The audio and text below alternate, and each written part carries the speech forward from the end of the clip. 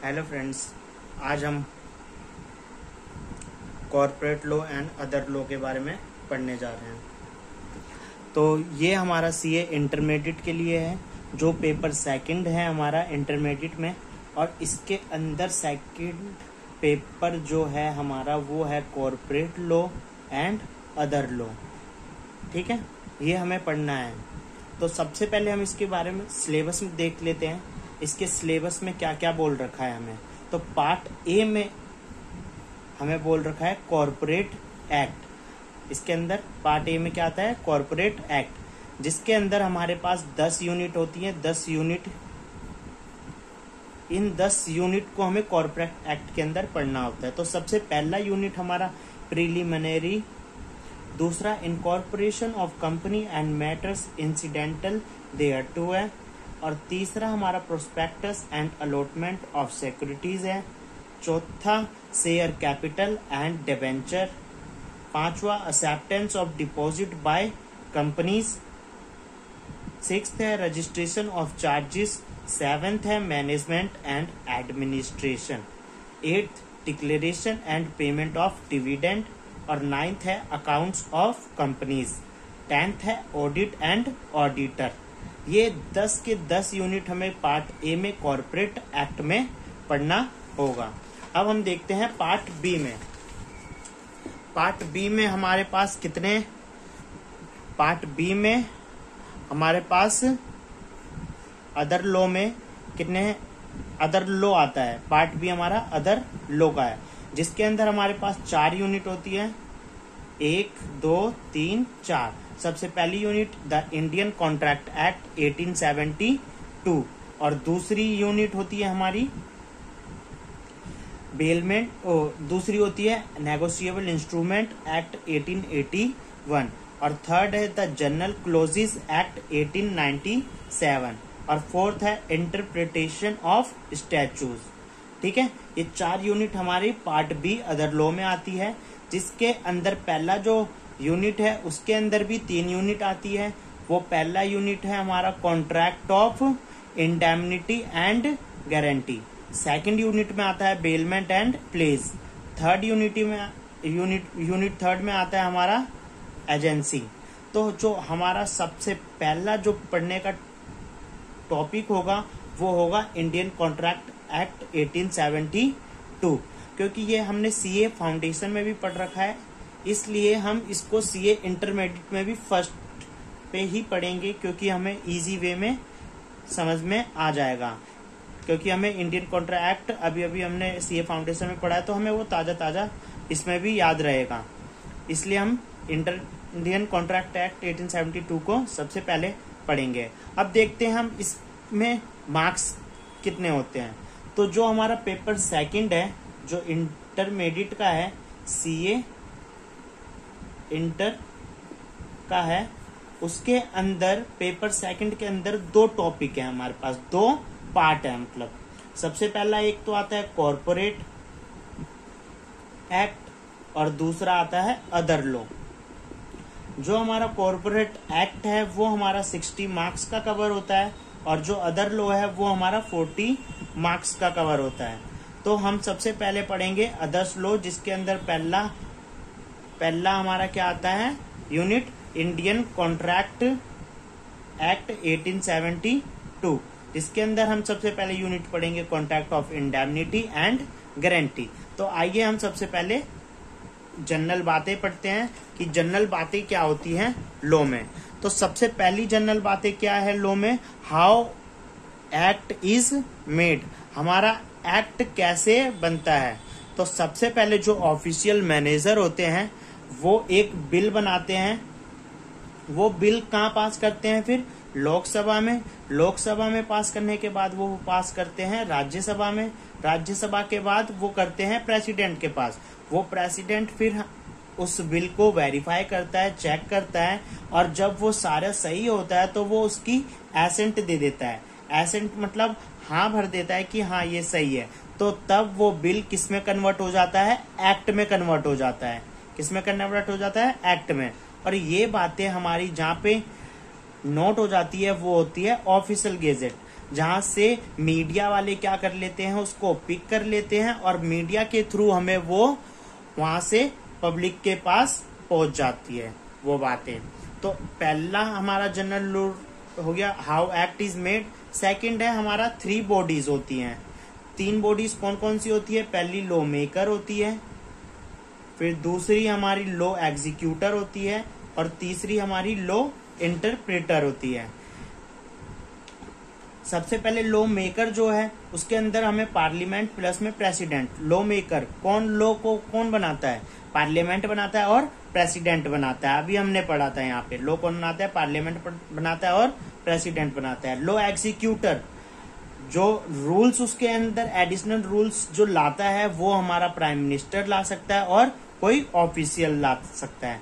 अब इसके अंदर आता है लॉ इंटरप्रेटर, जो हमारे केस लॉ होते हैं वो कौन सोल्व करता है?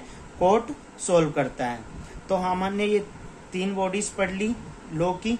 और अब देखते हैं लॉ किससे बनता है। लॉ इज इक्वल टू में एक्ट प्लस में रूल्स प्लस में केस लॉ। एक्ट उसमें हम रूल जो एडिशनल रूल लाते हैं वो, और जो कोर्ट के द्वारा केस लॉ सोल्व होती है उससे मिलके हमारा ये क्या बन जाता है? एक लॉ बन जाता है। तो अब हम पढ़ेंगे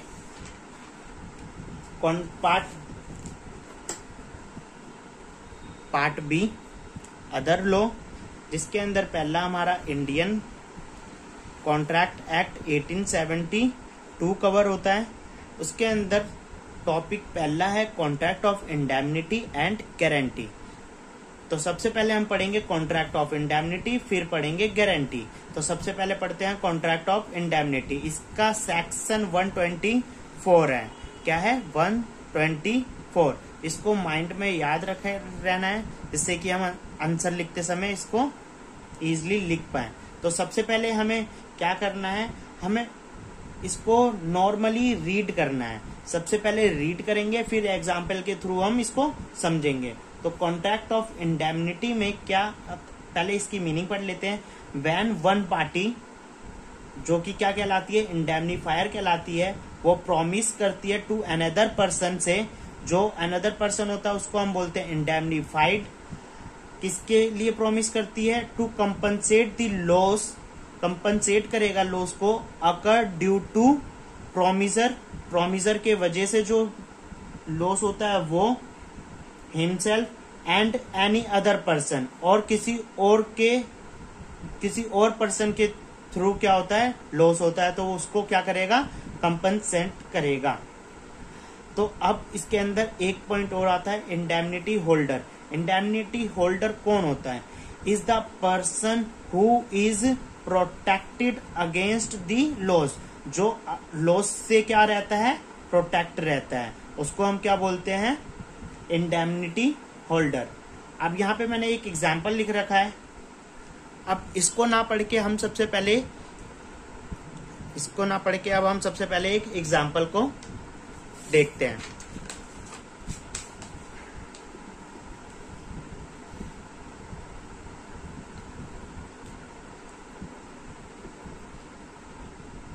कॉन्ट्रैक्ट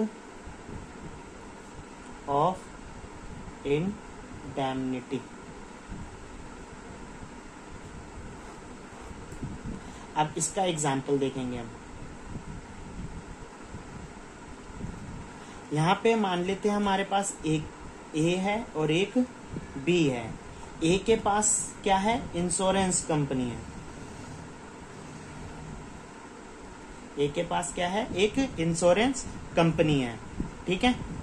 ए बी से बोलता है कि अपने घर का क्या करवा लो?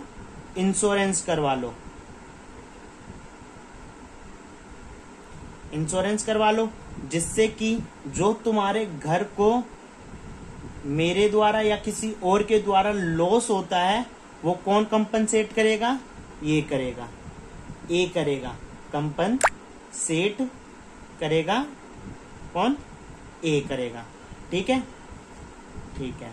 अब ए कंपनसेट क्यों करेगा बी के घर का? क्योंकि उसको इन रिटर्न में क्या मिल रहा है? इन रिटर्न में ए को प्रीमियम मिल रहा है। क्या मिल रहा है, प्रीमियम मिल रहा है। इसके कारण ए बी के घर की क्या करेगा, कंपनसेट करेगा लॉस का। ठीक है, इसी को हम कॉन्ट्रैक्ट ऑफ इंडेमनिटी कहते हैं कि ए ने बी को इंडेमनीफाई करा, किसके अगेंस्ट करा, लॉस के अगेंस्ट इंडेमनीफाई करा कि कोई भी अगर उसके घर पे दिक्कत आता है या लॉस आती है या ये घर जल जाता है तो कौन कंपनसेट करेगा, वो लॉस ए करेगा।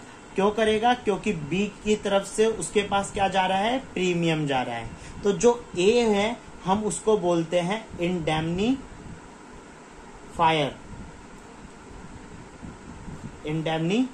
बोलते हैं, और बी को बोलते हैं हम इंडेमनीफाइड।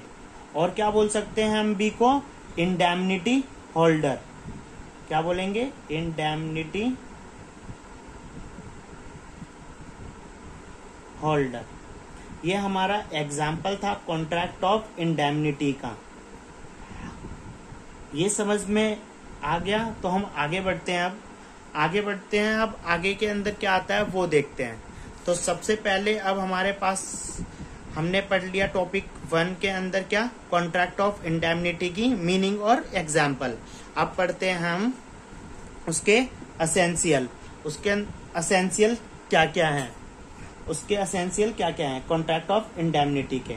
तो सबसे पहले जो वैलिड कॉन्ट्रैक्ट के लिए जो असेंशियल एलिमेंट्स थे वो सारे वहां पे होने चाहिए। दूसरा, ये कंटीजेंट कॉन्ट्रैक्ट हो गया, काइंड ऑफ कंटीजेंट कॉन्ट्रैक्ट हो गया। कंटीजेंट कॉन्ट्रैक्ट क्यों हो गया, अगर उसके घर को क्या होगा, लॉस होगा, तब इंडेमनीफायर क्या करेगा, कंपनसेट करेगा। तो ये काइंड ऑफ कंटीजेंट कॉन्ट्रैक्ट हो गया। इसके अंदर फायर इंश्योरेंस और मैरीन इंश्योरेंस क्या होता है, कवर्ड होता है। ठीक है, इस एक्ट के अंदर। लेकिन life insurance not covered under this act. इस एक्ट के अंदर लाइफ इंश्योरेंस कवर्ड नहीं होता। अब चौथी पॉइंट क्या है, टू कंपनसेट करने के लिए लॉस होना जरूरी है। ठीक है, फिर fifth, act of God is not covered. इसके अंदर अगर कोई भी सुपरविनिंग इम्पॉसिबिलिटी के उस पे हो जाता है, एक्ट ऑफ गॉड हो जाता है उस कॉन्ट्रैक्ट के अंदर, तो वो नॉट कवर्ड होता है। ठीक है, ये हमारे हो गए essential of contract of indemnity. अब इसके अंदर पढ़ेंगे हम essential rights of indemnity holder. Indemnity holder पे क्या क्या राइट्स हैं वो पढ़ेंगे। किसके अगेंस्ट, इंडेमनीफायर के अगेंस्ट क्या क्या इंडेमनिटी होल्डर पे राइट्स हैं।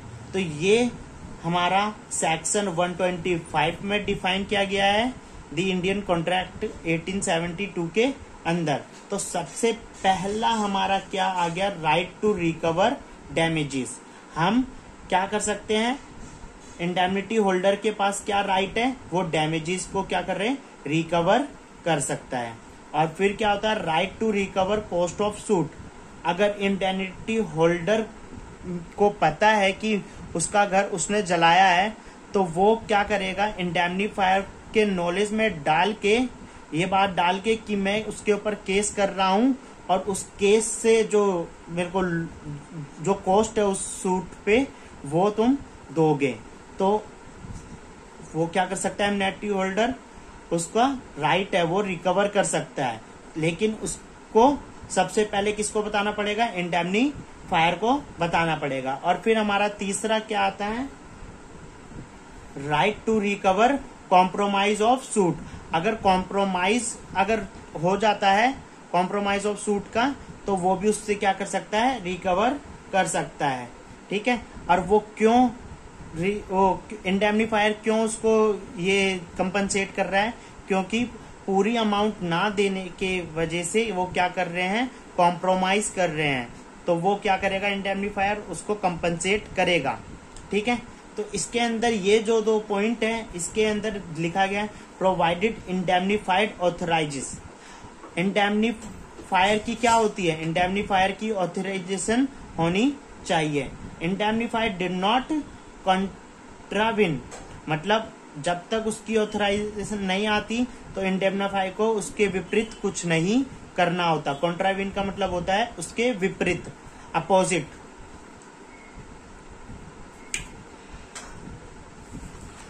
अब हमारा यहाँ पे कॉन्ट्रैक्ट ऑफ इंडेमनिटी खत्म हो जाता है। हम आगे की क्लास करेंगे नेक्स्ट लेक्चर में।